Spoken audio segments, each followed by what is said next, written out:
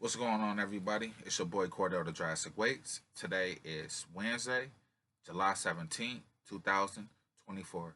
Here to talk to you guys about Dale's top five rap artists, number one albums, and what it really meant to the culture of the rap game.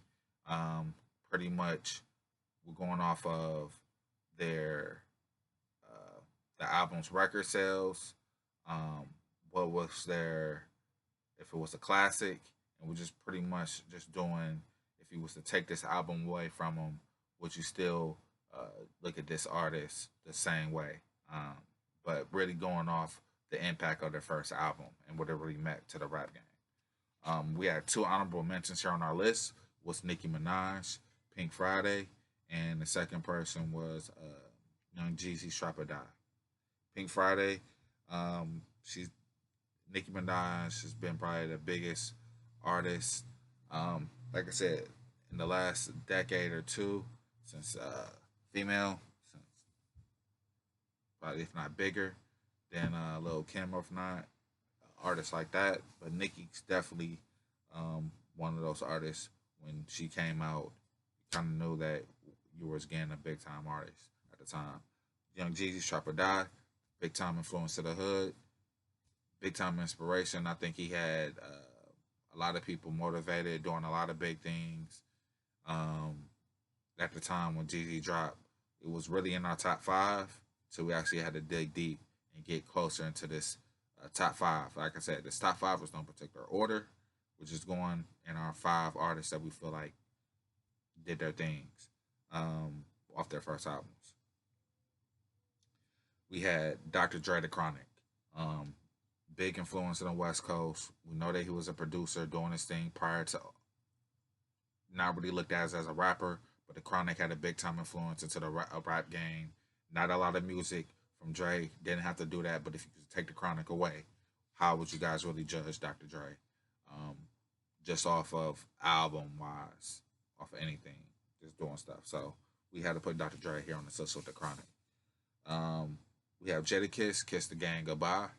Um, at the time when he dropped, you already know he was doing this thing prior before with the locks, other stuff like that. But when um, Jadakiss did this, he was considered as probably a top five, top 10 rapper of all time, and that's crazy. So, Jadakiss definitely Kiss the Gang Goodbye is on this list. We had Nelly with Nellyville.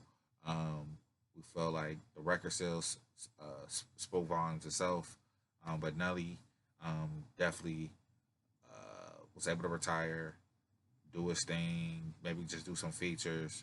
Didn't have to do too many albums after that, but had the little group thing too. But we know that Nelly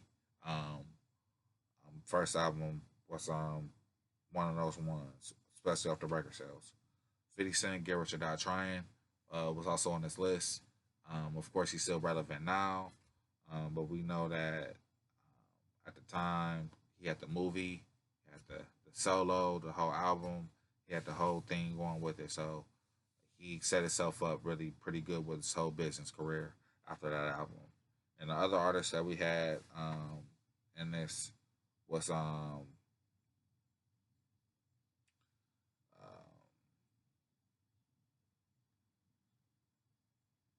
uh, Biggie, Biggie Smalls, man. Ready to Die was um something big. Rest in peace. But we know at the time, um, he only had, like I said, another album so after that. But Biggie was definitely one of those ones that we could say off the who had the best rap album period. That's in a whole nother discussion and stuff too. So Biggie definitely was going to be on this list if he was to take his first album away. How would you look at Biggie as far as his whole career and everything like that too as well? So we know he had made other music, but Big uh, Ready to Die was on this, definitely going to be on this list. So just going off for honorable mentions again, we brought up Nicki Minaj, Pink Friday, and we had Jeezy's Trap or Die. In our top five, no particular order, we had Dr. Dre's A Chronic. We had Jadakiss, Kiss the Gang Goodbye. We had Nelly's Nellyville, 50 Cent, Get Rich or Die Trying, and Notorious B.I.G. with Ready to Die. And that's, like I said, Dale's top five list of rap artists whose first album really truly defined a career and was truly, you know what I'm saying, what it was. Like, you put that first album out, what type of flavor did it have? If you take that album away and you go off their second albums and the rest of that, how would you really judge? Who? How would you really judge these people who had the one? Like I said, Jeezy was almost in it big time, but we felt like these albums really were culture defining moments for um, the rap game in the last decade or two. I'm your boy Cordell the Jurassic Wakes. Thank you all and enjoy the day.